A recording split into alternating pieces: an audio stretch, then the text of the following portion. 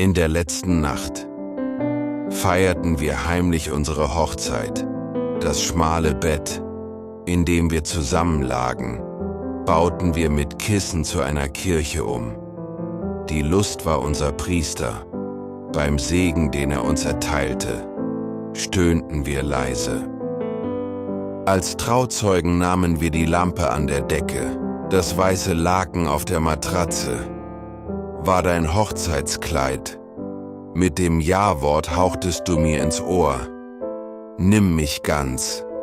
Ich küsste dich zart und nahm dich dann beim Wort.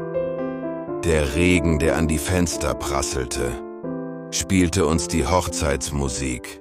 Wir liebten uns, bis die Nacht zu Ende ging und die Ringe, die wir tauschten, trugen wir am nächsten Morgen noch unter den Augen.